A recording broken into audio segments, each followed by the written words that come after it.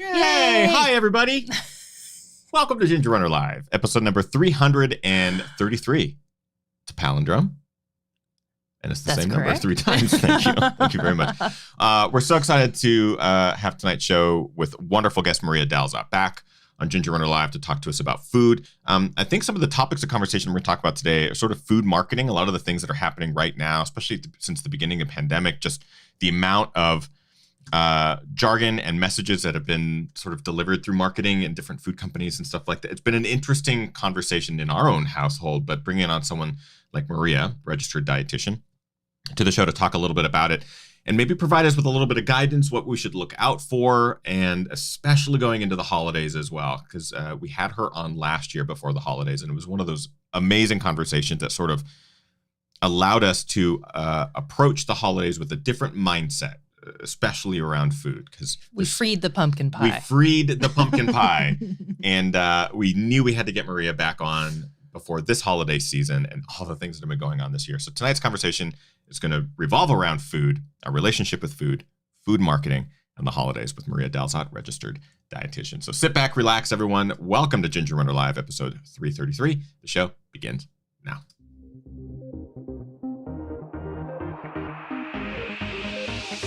Ginger Runner.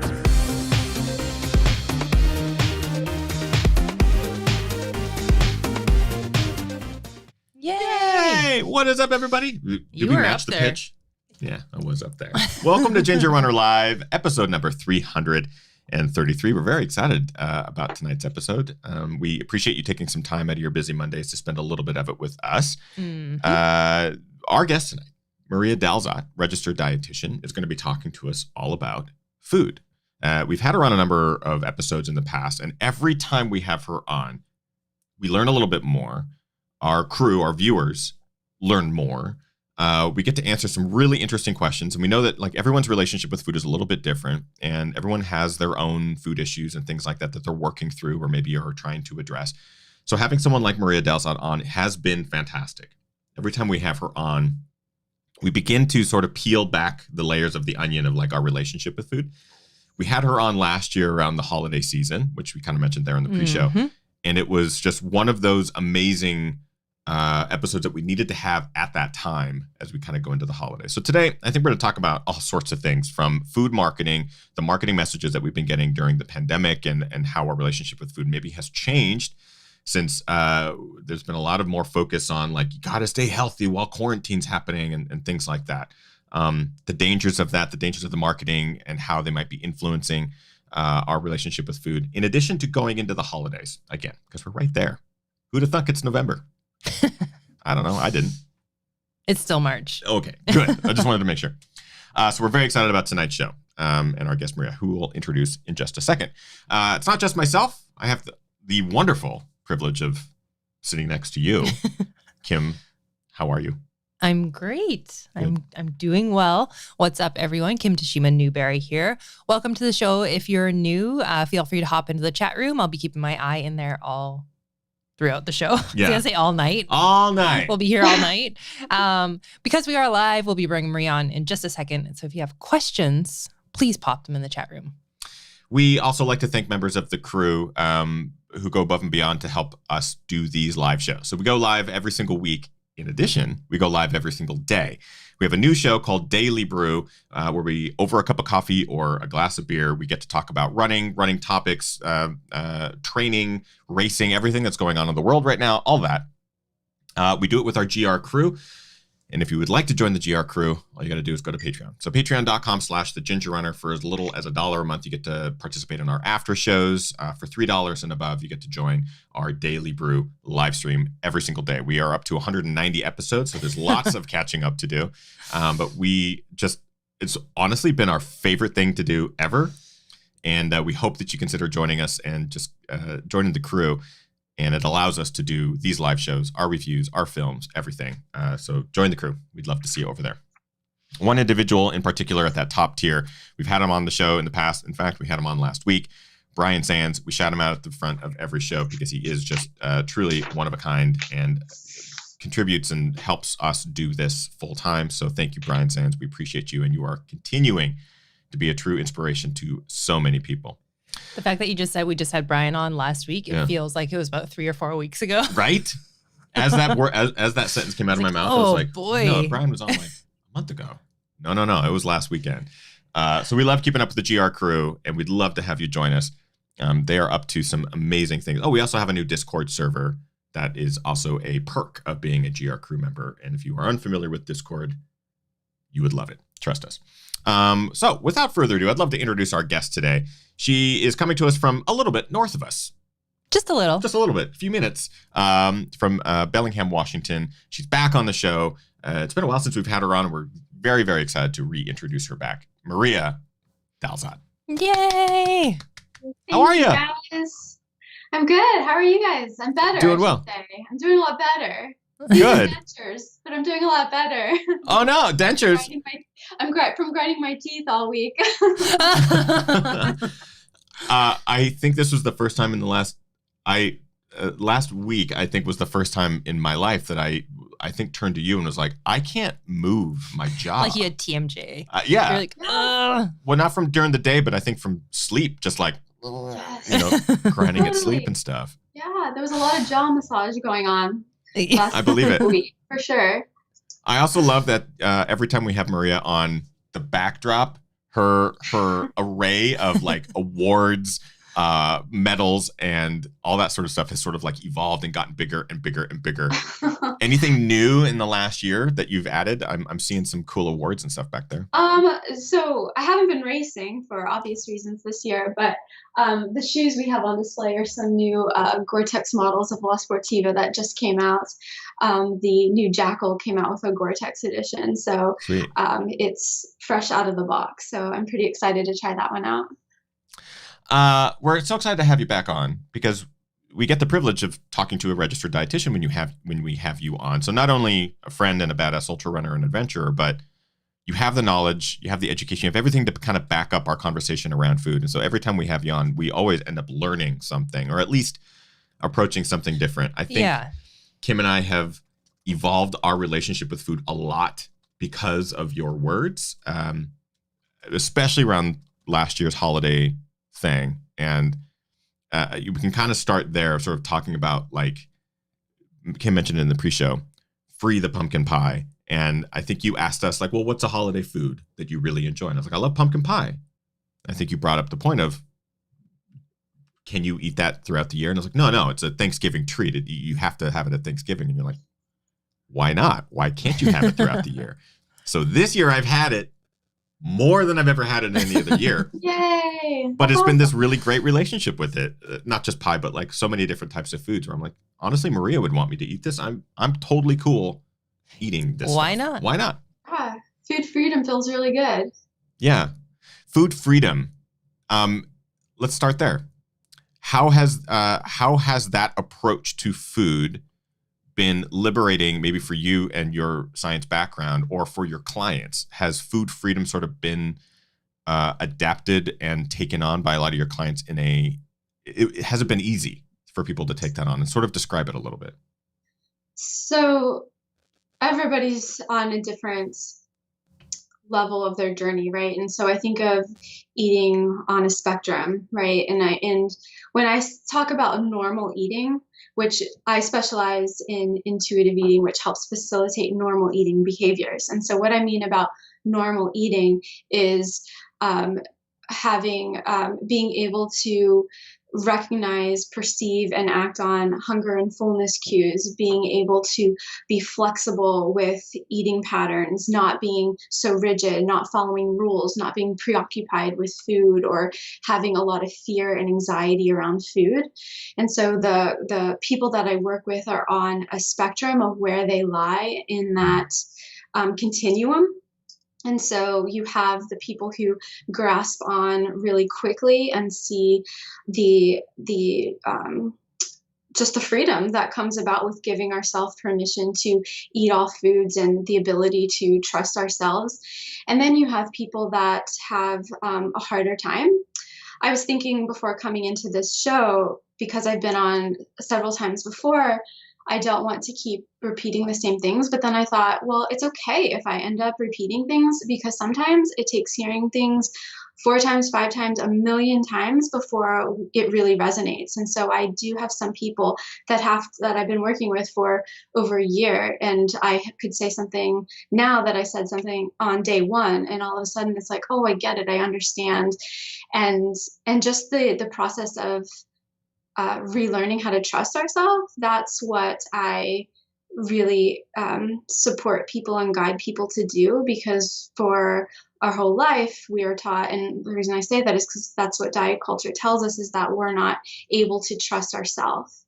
And so to answer your question, some people latch on really quickly and it's really exciting and they feel that empowerment, but then other people it's a struggle, it's 1 step forward, 2 steps back kind of thing. And so it's and the thing that I tell them is, it's not a race, there's no deadline, this isn't a goal that we need to check off our list. It's this ongoing evolving. I love that, because I think also what's great about touching on it again is because we have new viewers. Every time we do GRL, sometimes we'll have people that are like, oh, I've never heard from this guest, I want to watch this episode. So we do have new viewers, new listeners, people who maybe haven't listened to those episodes with you in the past. Maybe they are hearing this message for the first time. And I do encourage, if someone is watching or listening and hasn't listened or watched the previous episodes with Maria, they're great sort of base building in regards to some of the conversation stuff we'll touch on today.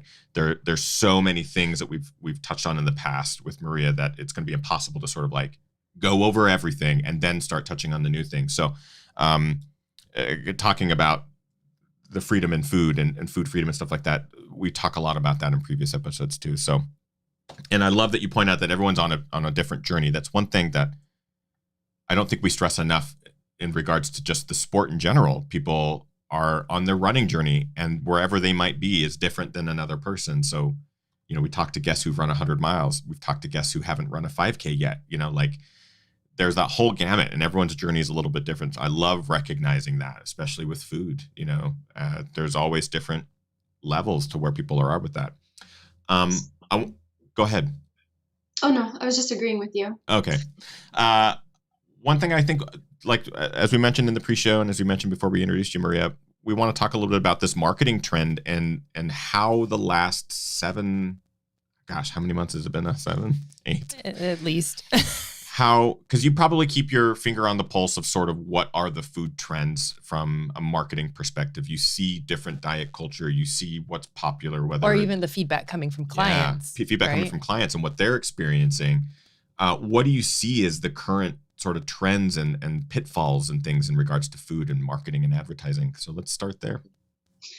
Yeah, and I just want to acknowledge that we're heading into this season that I refer to as the Olympics of diet culture, where marketing is just running rampant and targeting men and women alike. And so on top of this baseline holiday stress that we all approach the holidays with, so not only do we have that baseline holiday stress, you add COVID-19 to that, you add quarantine to that, and you add this divisive election that we just had. Like, that is a lot of stress and a lot of layers. And so I think that marketing, the kind of the magic of marketing is getting into our subconscious, right? And so they're going to find a way to take advantage of us being distracted from all of these things going on and our feeling of stress. And so we're all, whether we like it or not, we're in a really vulnerable place. And so one thing that I've been doing throughout this year, with one of the perks of Zoom life, is I've been able to reach out to different, give presentations to high schools across the country and to coaches and to different groups around the country. And one thing that is a constant request is, how do I talk to my athletes from an intuitive eating lens and not this diet culture lens? And so the way that I was able to start to change people's perspective or guide them into a different way of thinking is thinking about what is like one of the biggest marketing things that we hear, just like in books or in magazines, and especially now during the holidays. We hear a lot of eat this, not that. it's a multi-million dollar franchise. Even it's a book. There's like it's just tons of money in marketing into that. Eat this, not that. We're going to see recipes where add in applesauce instead of butter. Like there's going to be all these swaps. And so I was thinking about these like really concise messages that are not confusing. They're easy to understand. And how do we make this easily understood message into an intuitive eating lens and not this marketing lens? Because the diet culture takes away our three basic psychological needs, which is autonomy, competency, and relatedness. And what I mean by that is autonomy is our ability to make our own decisions, right? If we have a book, and I think on the cover of the book, it's like, this is your survival guide to eating out. Like, you can't be trusted. You need this guidebook to take to the Cheesecake Factory, right? You can't make your own decisions. So it takes away our autonomy. It takes away our competence, because if we follow a certain diet and we fail, it's our fault. It's not the diet's fault.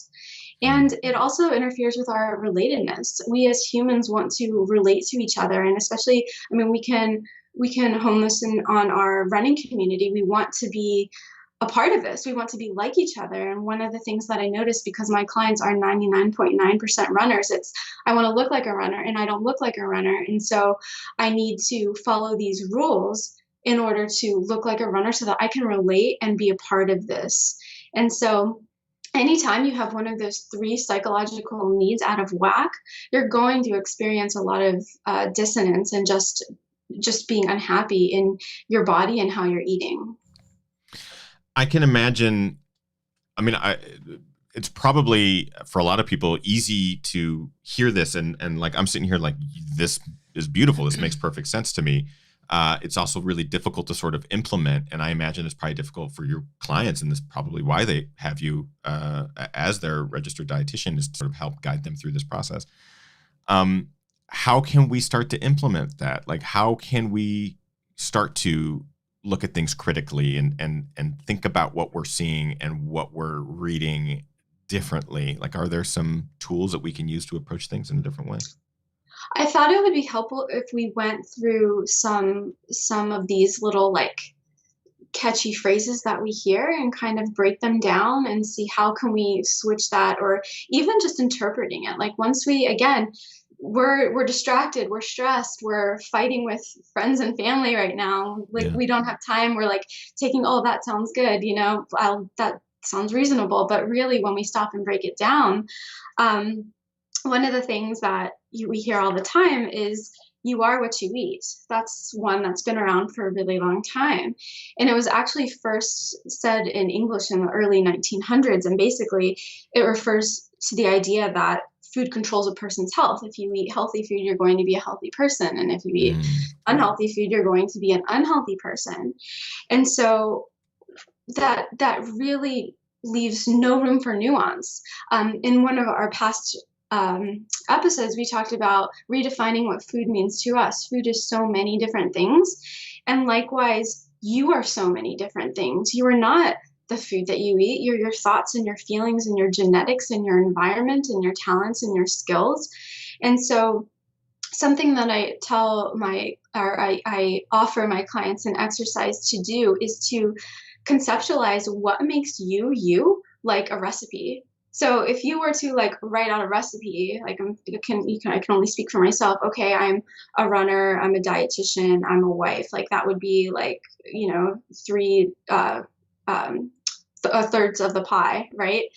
But if you're writing a recipe, I would be so much more than that. I would be this complicated list of ingredients and directions, and it would be not straightforward, and it's so complex. And what I eat is such a teeny tiny little part about it. So it's really helps to put things in perspective. We make a really big stink about nutrition, and it's such a small part of what makes us who we are. And I think it's also really important to recognize that the standard dietary recommendations, what we hear, the messages that we hear that are healthy, are very whitewashed. They're very Eurocentric. And so how do they apply to minority groups? How do they apply to BIPOC, right? And the answer is they don't, right? there are a lot of cultural meals and cuisines that don't fit into what is considered to be healthy. And so what about people who aren't able to identify with this culture or this identity that we're kind of pushing on them? And it's really unfortunate because they're taught that their traditional meals are inherently bad. And it does them a disservice because they lose touch with their history and their identity and their culture. And this is one of the things that makes me very I get very angry about it, because when we stop and think about it, it's like, wait a minute, how, we're pushing, oh, you have to eat brown rice, not white rice. Well, how many families out there are white rice is a staple for every meal, and we're telling them you have to eat brown rice? Like, what? So you are not what you eat. You're very, very far from it, and you are so much more. I love that. I love that because it's sort of twisting of course, I think I've heard you are what you eat since I was a kid. Yeah, I feel like that's that. Yep. And when you sort of phrase it like it's not who you are, you shouldn't let food be who you are, because we are a myriad of ingredients and ratios and, our recipe. I love that. I'm sort of comparing it to a recipe in that food doesn't make up 100% of who we are. If anything, it makes up a small percentage. How would you say that food isn't who we are, but how would you say, or how would you answer this if a client asked it in regards to how food makes us how we are? So how we feel, or how our health is, or how our bodies are adapting. Does food have a relationship there, and in a ratio of some sort? And I would say no. So when I did this presentation, I didn't say you are what you eat. You're a mix of feelings and thoughts and talents, right? Food doesn't make you who you are at all. It's a part of it. It can be part of your culture. It can be part of your identity, but it is not who you are. And I think this is thought that came into my head. It's really good because a lot of people identify themselves with the way that they eat. And so if the way that they eat is no longer serving them and they have to change the way they eat, it's like, oh my goodness, I'm losing my identity. And so that's really hard for someone to do. So really detaching, like, food is not part of your identity. It can be part of your culture. It can be part of your environment. It can be part of your holiday traditions, right? But it doesn't make you, because you are constantly evolving. And so I find that people they cling to the way they eat right now, but the way you eat right now might not serve you 10, 20, 30, 40 years down the road. And that's one of the many reasons why I don't like diets, because they're so short term. It's not teaching you how to feed your ever evolving body, right? This is just a short little pocket of time because they're not sustainable.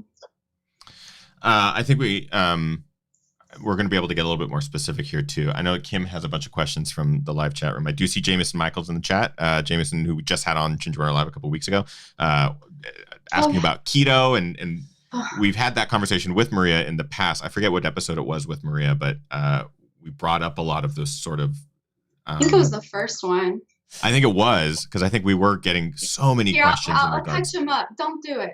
The question was, what does she have? Does she have any thoughts on keto? And I think that was exactly what Maria talked about earlier episodes. And there's definitely more in-depth conversation about. Jameson, go check out the last episode with Maria, or the first episode with Maria on our show, because we talk a lot more at length about that. So we won't gloss over it. I just want to recognize Jameson. Good to see you in the chat.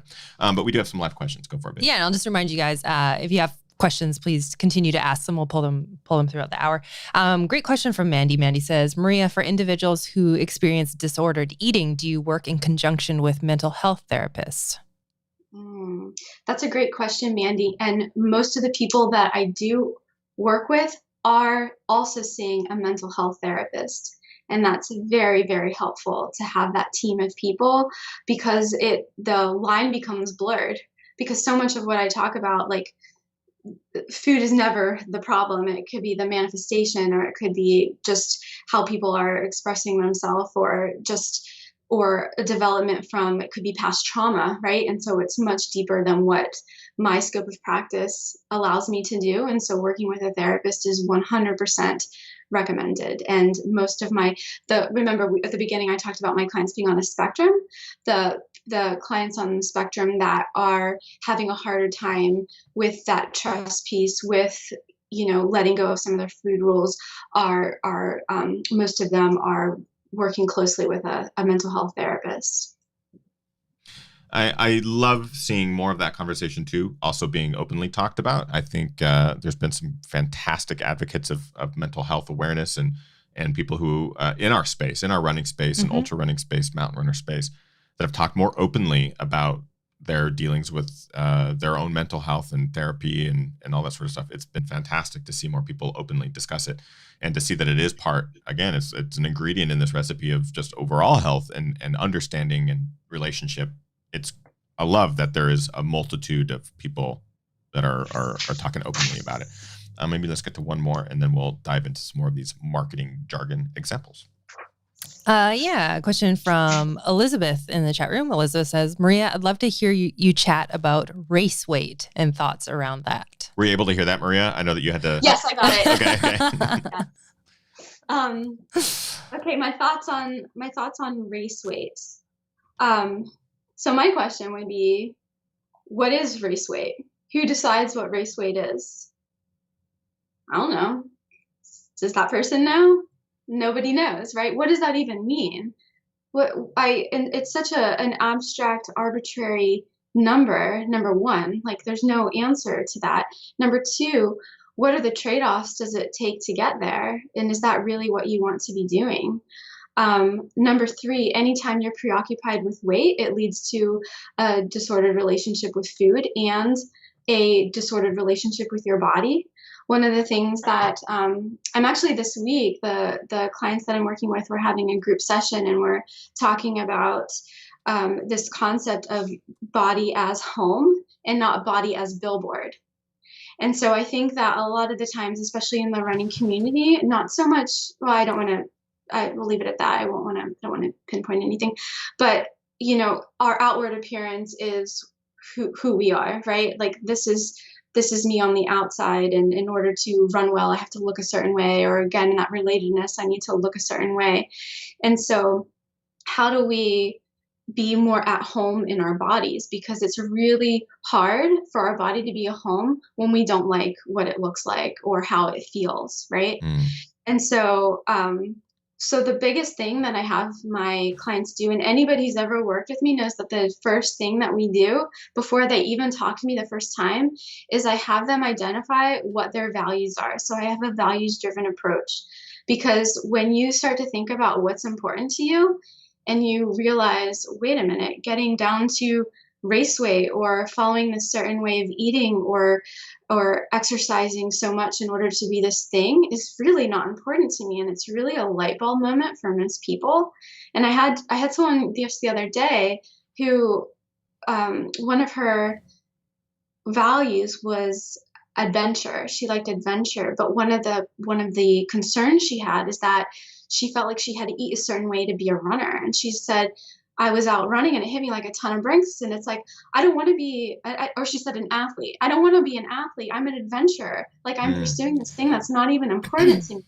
And she said it was just like, this weight was lifted, and it was like, oh, I can just be me, because when you identify what's important to you, none of that other stuff matters. And so I know I didn't really answer the question because I don't really know the answer without really understanding this person and what their values are and what's important to them. And there's also getting into weight at all is always a slippery slope. And so any type of body manipulation, any type of focus on our bodies it never results in positive, because there's no ceiling to it. There's no ceiling to, like, we can eat and eat and eat and we can be full and it's like, okay, I don't want any more, but there's always going to be body dissatisfaction. There's no ceiling to that. And so we need to really take the focus off of that. Go ahead. Crispin in the chat room says, I have a race weight. It's the weight I'm at when in a race. And Crispin also follows up with saying, I used to focus on trying to get to a certain weight for races, but it ultimately was a disaster and I felt terrible as a result. Yeah, Maria, you bring up the great point of it's a slippery slope, because this is something I've been struggling with for the last couple of years, but talking to Maria, just even having her on our show, has been a huge eye-opener for me. Of 5 years ago, I weighed a certain weight and I was performing at a certain level. And 2 years after that, I was at a certain weight and was performing at a certain level. And here I am years later at a certain weight, performing at a certain level. And you compare, right? It's so easy to go, oh, well, I was at X weight, so I was running faster, or I'm at this weight and now I'm recovering faster, but maybe I'm not running. There's all these things and slippery slopes that you can fall down that again, this is for me in recent years of just like taking the weight equation out of it, because it ultimately just led to sadness, disappointment, basically pulling myself down, because I'm like, oh, all I need is another 5 pounds.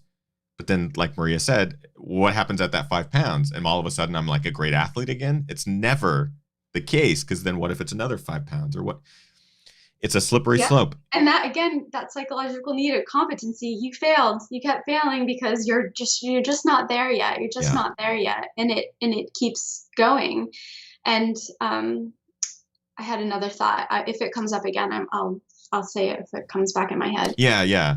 I see, we had this, I think every time we have Maria on, we do have these conversations happening in the chat just in regards to, here's the weight I need to be and I'll be excellent, or, here's my goal weight or whatever. And it's just careful. Oh, I remember what it was. Go ahead. So in talking about weight, and this is, again, such a topic that we can talk for hours about.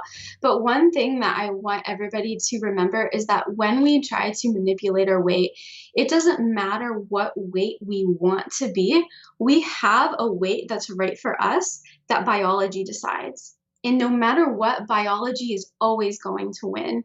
And sometimes that is a really upsetting thing for people to hear, because it's like, well, wait a minute, I did everything I was supposed to do. And so I should look the way that I want to look. And that's not the way that it's going to be. You're going to be whatever your genetic mix is. Look around your family. What do your parents look like? What is their build like? We have a genetic set point weight that is right for us, and our body is going to fight like hell no matter what we do to stay in that weight range. And so rather than fighting, letting yourself go and letting yourself be who you are, and again, that I do a lot of body image work with my people. It's like, well, how do you treat your body as home instead of constantly fighting it? And a lot of the times our group had a discussion where we hear a lot of like body positivity, or I got to love myself and I have to keep saying, I love you, I love you, I love you. Well, that's a hard thing for people to do, especially if you don't even like your body. So really meeting yourself where you are. And if right now you don't have to love your body, you don't even have to like it, but you can respect it. And you can respect it by taking care of yourself, which means getting out of toxic relationships, not skipping meals, eating consistently, eating reliably, sleeping an adequate amount every night. You can also appreciate your body if you're able to get outside, if you're able to move, if you're able to, if you are able, period, right? We can have an appreciation. And so meet yourself where you are. You don't automatically have to be like, oh, I love myself. And like, because there is this body positivity movement going on. And rather than body positivity, I really try to shoot for a neutrality. Like, we have a body to help us move through the world. It's not a billboard. I love that. I want to start talking. We still have a lot of live questions, which we'll get to here, but I also wanted to start talking a little bit more about those additional marketing jargons, things that we're going to be seeing, things that we have been seeing more prevalently in media, things that have been delivered to us. I mean, we are seeing commercials now regularly in regards to food, cooking for yourself, and these different ways of these companies are sort of getting under our skin and into our minds. What are some of these other jargons that we're seeing a lot of, or that you're hearing from your clients? Yeah. One thing that I see a lot of stress and anxiety about is this concept of balance. Like this, every meal needs to be balanced. You need to count your macros, and you need to, if you have a cookie, that means you have to have a salad, or if you had bread for lunch, that means you can't have it for dinner. And I have had people that are so, it's like a puzzle. They wake up first thing in the morning and it's like, well, I have to fit these puzzle pieces perfectly. And they get so stressed and so full of anxiety about how do I make this puzzle, all the pieces of this puzzle fit, that it's like, this is too much. This is exhausting. I'm just not going to eat. And so it can be really overwhelming to be like, oh my gosh, how am I going to make everything balanced?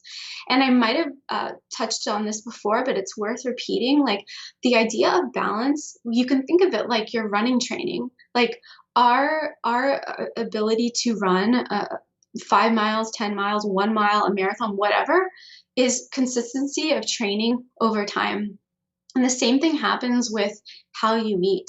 So this idea that the holidays are coming up, and we're going to be and things are going to look a little different, because we might not be having these big parties anymore, who knows, but we're still going to be exposed with maybe more decadent foods than we're not used to, or maybe foods that are on our forbidden food list, or I lovingly referred to as our shit list. I have my clients make their shit list of foods, and then we go through and work through each one of them and have the courage to try them out. And I do have to say that one thing that I love what I do so much, and I love the people that I work with so much, and I do have to give them a shout out, because I push them to do things that make them feel uncomfortable and that are scary and uncomfortable, and it just feels, I don't know what that feels like I've never had that real kind of pushback from food, or that kind of feeling with food, but I have it in so many other areas of my life.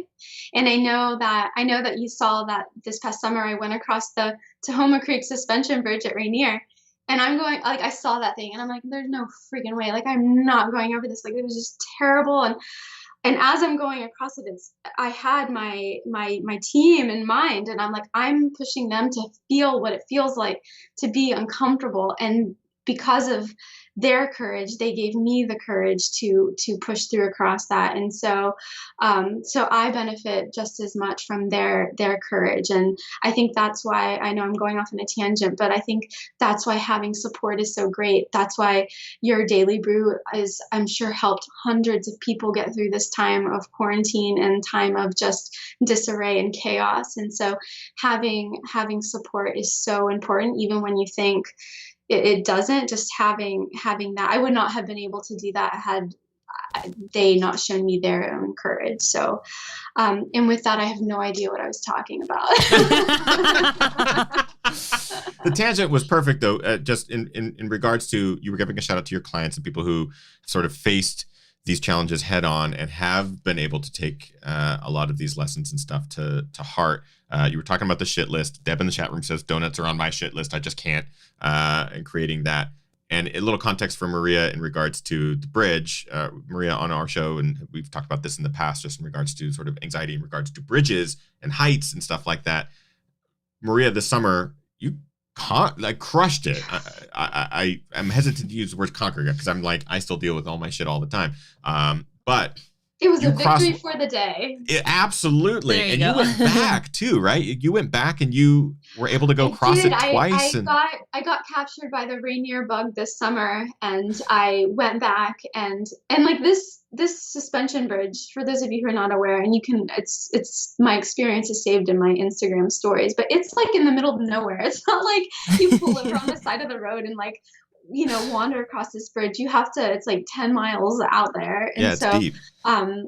It was just a big, honestly, when I crossed that, so I crossed it a total of 6 times. So back and forth 3 times, 6 times. That was bigger than, I told you I had not raced this year. That feeling was better than any race I could have run this year. That's how big of a deal that was. Now, does that mean I can go like prancing across that by myself, like today? Probably not. But knowing that I did do it, that is such a victory. And honestly, it was the highlight of my summer, which sounds crazy, I'm sure, for most people.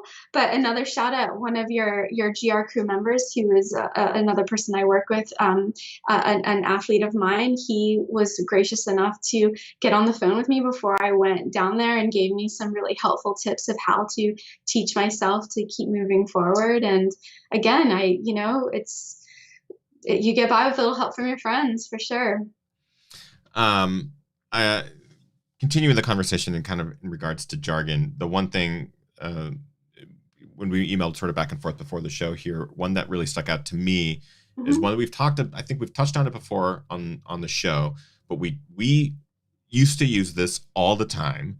We still catch ourselves from time to time using it. And it's the you earned it sort of prophecy. Like we're seeing brands, we're seeing marketing initiatives that are like, you go out there, you work hard, you earn this, whether it's... There's also such a culture behind it of like, here's my giant pizza. I earned this today, or I ran this thing, and so I earned it. And we self-admittedly used to say that probably fairly regularly to ourselves, not thinking there was anything wrong with it until we get a donut? started talking to you. Yep. And it pops up. It does pop up every once in a while. And it has popped up, I think, more throughout the pandemic when we haven't been racing big, long races, or maybe have dialed back our training a little bit because of just mental health and trying to stay healthy, or maybe not be able to go far from our houses. So it has popped up more recently, I think, once in a while. I think this would be a common one that you probably deal with. Yeah, and the only prerequisite that you need is to be human. If you're a living, breathing, sentient being, you are always deserving. So anytime you think, oh, I deserve this, it's like, wait a minute, I'm always deserving. Eating does not have to be conditional. And I feel like that kind of mentality could lead to a binge restrict cycle. And I'll give you an example of what I mean by that. I had made an Instagram post and somebody commented, I mentioned about the holidays coming up and like, just beware, you're going to start hearing all these things and people are going to be, just telling you what to do and how you should be and blah, blah, blah. And the person was like agreeing with me, and she's like, yes. And she said, I've been good all year, which is a whole other can of worms. I've been good all year. So I'm just going to eat whatever I want during the holidays and not worry about it. And she thought like that's the way to do it, right? I was good all year. But in a sense though, it's, I earned it without saying that. I earned it because I ran all year long. I ate clean or whatever it was all year long. And so now I can enjoy the holidays. But then with that mentality, well, what happens after the holidays, right? There's the period of restriction. And anytime you have this pending restriction, or you think that this is, they refer to it as the scarcity mindset. Anytime you think that something's going to be taken away from you, what do? You go bonkers, right? Because there's that threat there of something being taken away from you. And so letting go of that idea of food being conditional, that you earned it, that there are only certain times of eating things, it's all connected. And it's so charged, and there's so much behind that if we just take that away, we can just all just chill when it comes to food and take it down a notch. Again, we make it into such a predictor of our body weight, which we already talked about tonight. Food doesn't predict your body weight. Your biology is going to predict your body weight. It's not going to predict how you run or train. It's not going to dictate who you are. It's not going to determine your values. So hopefully by the start of this conversation, if food was this important to you, hopefully by now we've like kicked it down to where it should be, right? Hopefully we've put it in its place. I love having Maria on the show. This is always so good. So just kind of in line with being good, Deb wrote in saying that she has hours where she feels in control of eating healthy all day. And then later at night, she says, I lose control and snack on sugar.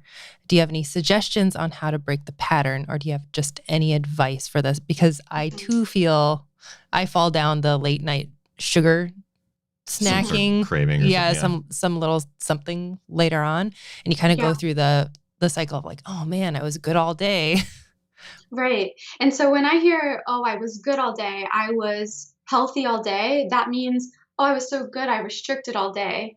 And again, what happens when you are good all day, when you restrict all day, and sometimes during the day, it's a lot easier than at night because you're on a schedule. You have to work. You have certain times that you do certain things. And then when you're home, it's you time, right? This is the time where you can take care of yourself. Look what I've accomplished throughout the day. Now it's time to relax. And you have time to maybe not be distracted and think, wait a minute, I'm not satisfied with how I eat. And satisfaction is a factor that I talk about with a lot of people. Usually it's like, oh, I eat when I'm hungry and I stop when I'm full. And that's just like one teeny tiny little piece of it. But we also need to eat to be satisfied, because if you're not satisfied, you're constantly going to be in search of that. And so how do we bridge that gap to eat in a way that's satisfying? And so if you end up, I actually told this story. I don't know if I told this story to you guys or somebody else. I don't know. But when I was in college, I was going to class and there were only certain times that I could eat, and I had to pack my lunch, and so there was only a certain amount that I could eat. And I thought it was reasonable. I thought it was enough. But then at night I would eat dinner and I would keep eating dinner, and dinner would be over and I'd go and there would be like a loaf of bread in the kitchen, and I would just start eating the loaf of bread. Like it was like I was insatiable. And as soon as I got out of that environment, as soon as I left college and I moved out west, I was just in an entire different environment, and I had time to eat what I was able to during the day, and I ate so much more that no longer did I have those episodes of night where I was just insatiable and I was not going through the cupboards. And so when you think you're being good or eating healthy, that doesn't mean that you can't. What does that even mean? What does eating healthy mean? What does being good mean? Does that mean you've deprived yourself from something that you really want? What's the reason behind that? And so I know I'm not really answering the question, but it's really looking at what you're doing during the day and asking yourself, am I satisfied? Do I feel like I'm getting enough food? Do I feel out of control when I get home? Am I preoccupied with food?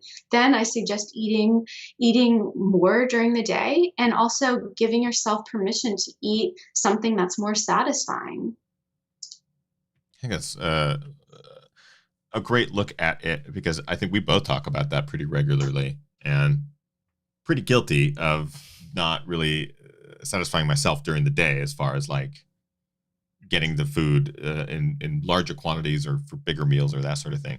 I don't know. Maybe that's where I'm coming at it from at night. Is like I'm still just like, oh, I need to eat more because I didn't eat during the day, and maybe that's me going, I just need to eat more during the day. Maybe that wouldn't happen. And with that, Ethan, and I giving it the thought, and also saying you don't have to feel guilty, but be curious. Like, be curious. Like, what happens? Like, try tomorrow. Like, what happens if I eat more during? Like, let's check this out. So be curious is great. We're wired to be just negative. Like one of the things I have my clients do is identify automatic negative thoughts. We're wired to have this negativity bias.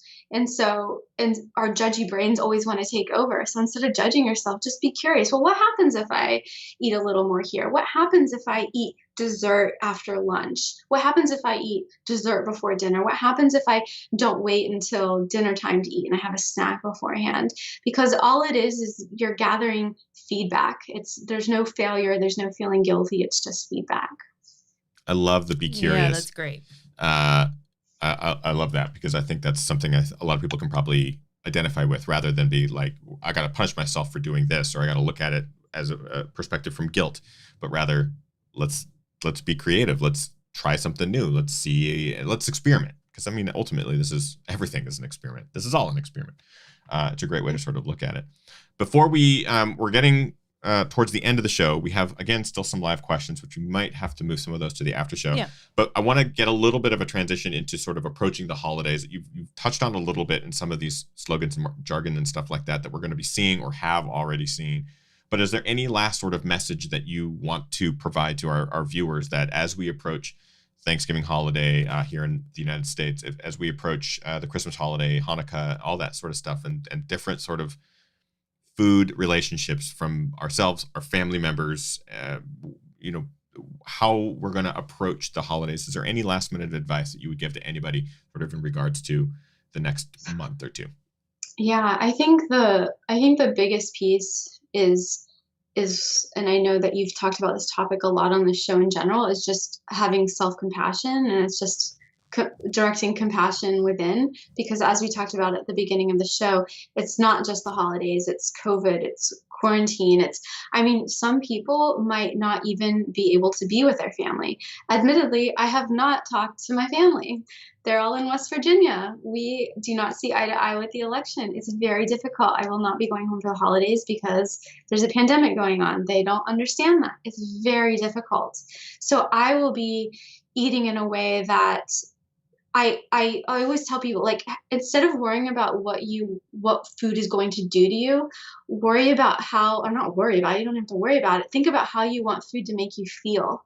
And so I know, Kim, you had mentioned emotional eating and maybe stress eating. You really have to ask yourself, well, how do I want to feel?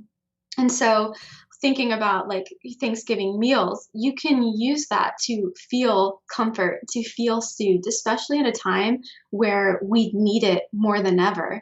And so giving yourself some grace and compassion to feel those things and to eat in that kind of way, like we've talked about this before, we're all emotional eaters. Emotional eating is not a bad thing. And if you find yourself eating past the point of comfortable fullness and asking yourself, why do I keep eating this? Well, this food makes me feel, I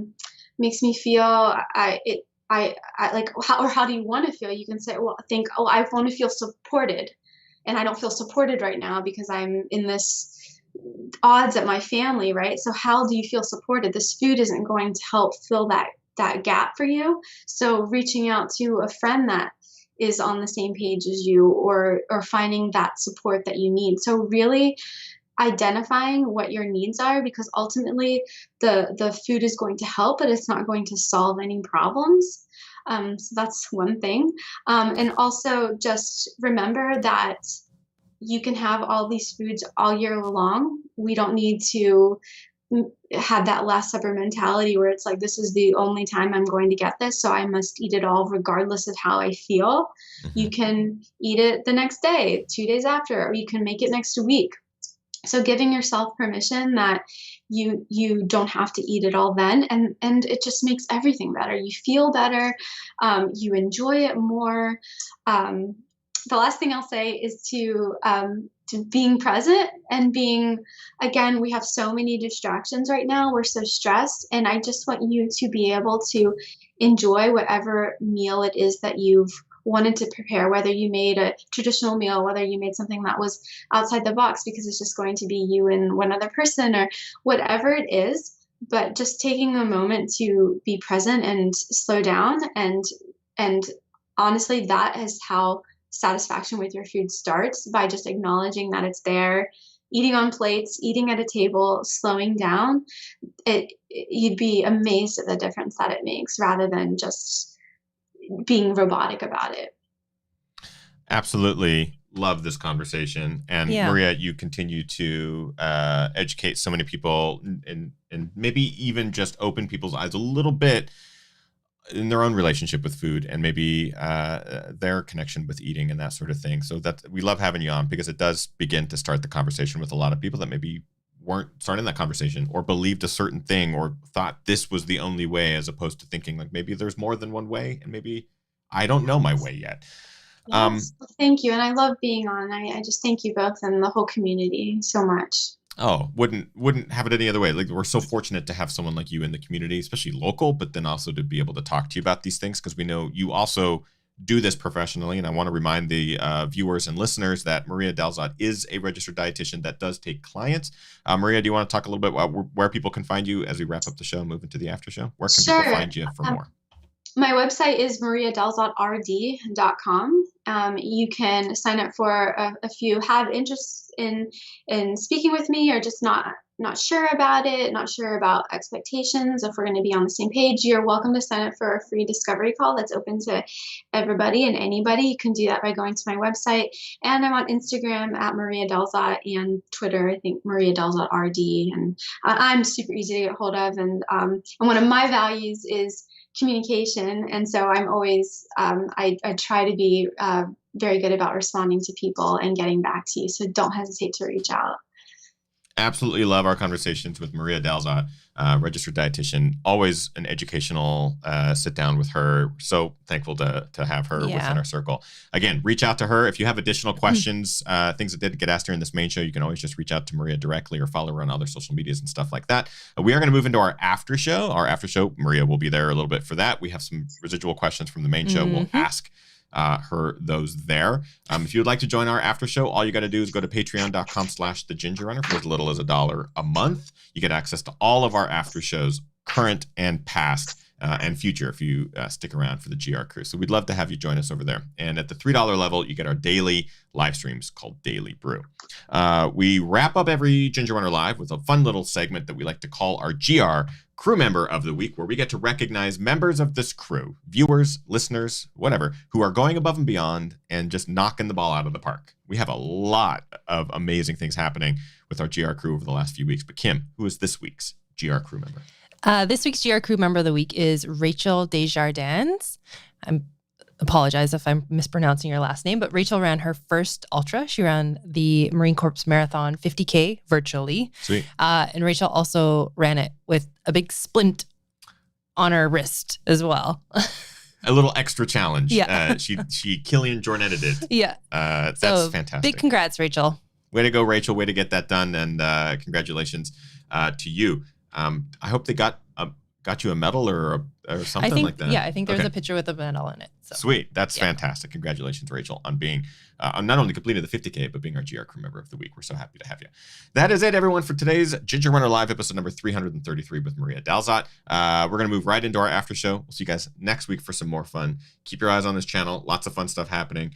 Subscribe. Click the notification bell, all that good stuff. We hope you are getting out there, training as hard as you can, virtually racing harder, and partying the hardest. See you guys next week. Thanks, Bye. all. Bye.